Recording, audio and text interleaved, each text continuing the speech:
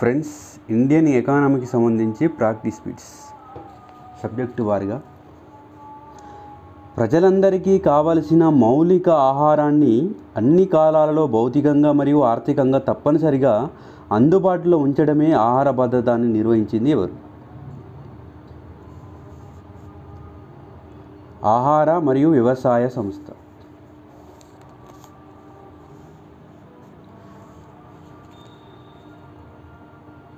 ప్రపంచవ్యాప్తంగా ఆకలితో బాధపడే వారిలో 1/4 వంతు ప్రజలు భారత్లోనే ఉన్నారు.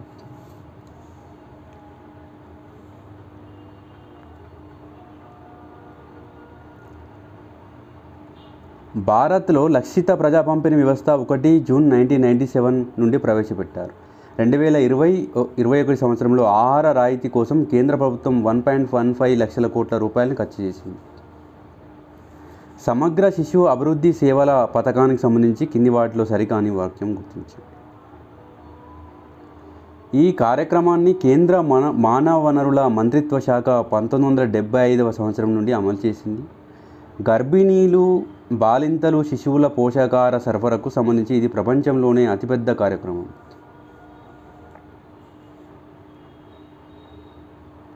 సరికాని వాక్యం. భారత్లో అనువర్తిత పోషకాహార కార్యక్రమాన్ని తొలిసారిగా ఒడిస్సా రాష్ట్రం అమలు చేయడం జరిగింది. భారత్లో మధ్యాహ్న భోజన పథకాన్ని మొదటిసారిగా 1960 సంవత్సరం తమిళనాడు రాష్ట్రం.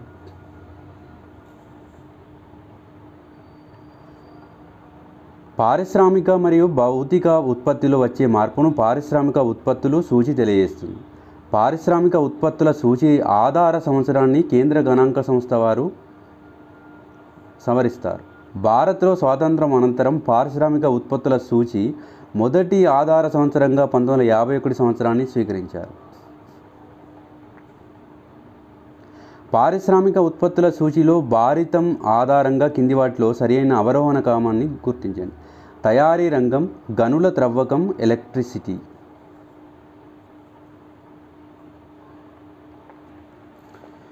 పారిశ్రామిక ఉత్పత్తుల సూచికి సంబంధించి కింది వాటిని గుర్తించండి, జతపరచండి. ప్రాథమిక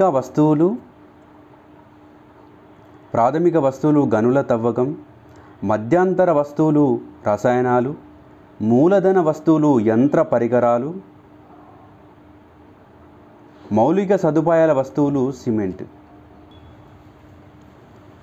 పారిశ్రామిక తీర్మానం 1956కు సంబంధించి కింది వాటిలో సరికాని వాక్యాన్ని గుర్తించండి. అన్నీ కరెక్టే. ఈ తీర్మానాన్ని ఆర్థిక రాజ్యాంగంగా అభివర్ణిస్తారు. ఇందులో పరిశ్రమలను 3 జాబితాలుగా నిర్దిష్టంగాను స్పష్టంగాను విభజించడం జరిగింది. ప్రభుత్వ రంగ విస్తరణ ద్వారా సామ్యవాద రీతి సమాజ స్థాపనకు ఈ తీర్మానం దోహదపడుతుంది.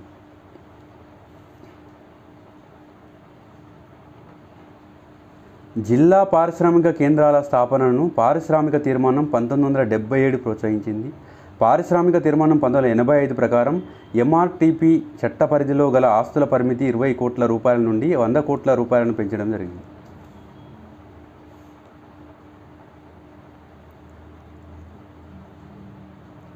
ఆర్థిక రాజ్యాంగం పారిశ్రామిక తీర్మానం 1956 మిశ్రమ ఆర్థిక వ్యవస్థకు పునాది.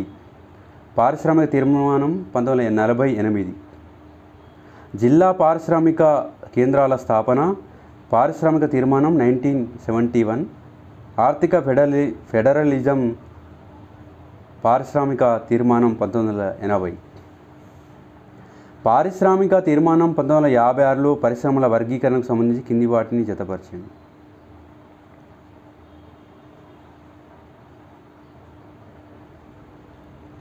రక్షణ పరికరాలు మరియు రైల్వేలు జాబితా ఏ, ప్రైవేటు రంగ పరిశ్రమలు జాబితా సి, రహదారులు మరియు సముద్ర రవాణా జాబితా బి.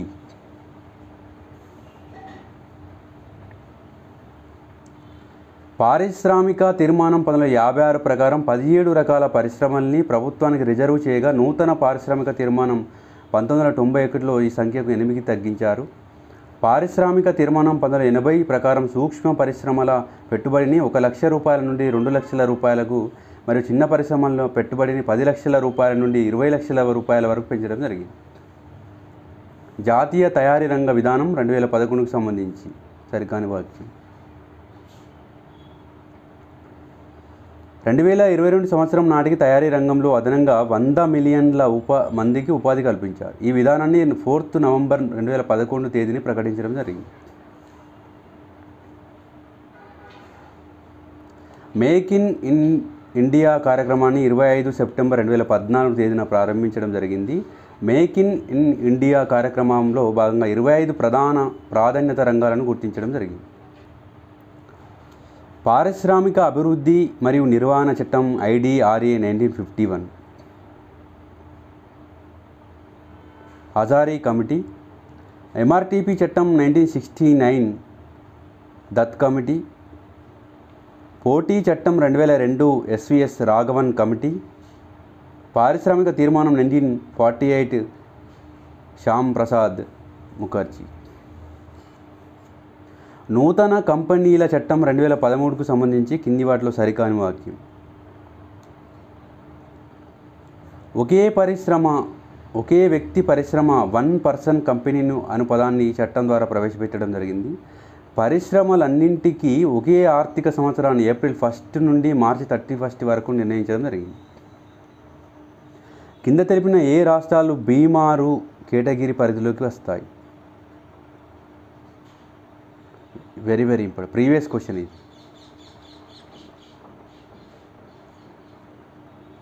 మధ్యప్రదేశ్, బీహార్. వస్తువు ఆధారిత పరిశ్రమలు ఎరువులు. క్లిష్ట పరిశ్రమలు ఆటోమొబైల్ పరిశ్రమ.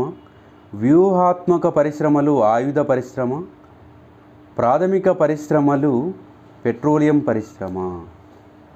నవరత్న హోదాకి సంబంధించి కింది వాటిలో సరికాని వాక్యం.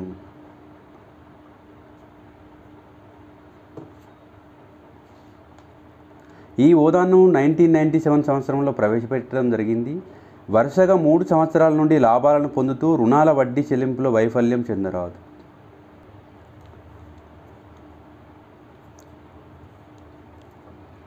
పెట్టుబడుల ఉపసంహరణ జీవి రామకృష్ణ కమిటీ. చేనేత పరిశ్రమల అభివృద్ధి మీరా సేత్ కమిటీ. కాయిలపడ్డ పరిశ్రమలు ఓంకార్ గోస్వామి కమిటీ. చిన్న తరహా పరిశ్రమలు అబిద్ హుస్సేన్ కమిటీ. మహారత్నకు సంబంధించి కింది వాటిలో సరికాని వాక్యం. భారత ప్రభుత్వ రంగ సంస్థలను అంతర్జాతీయ సంస్థలుగా విస్తరించేందుకు 2009లో ఈ హోదాను ప్రవేశపెట్టారు. నికర ఆస్తుల విలువ 10,000 కోట్ల రూపాయలు ఉండాలి. Please subscribe to Telangana Pratibha YouTube channel.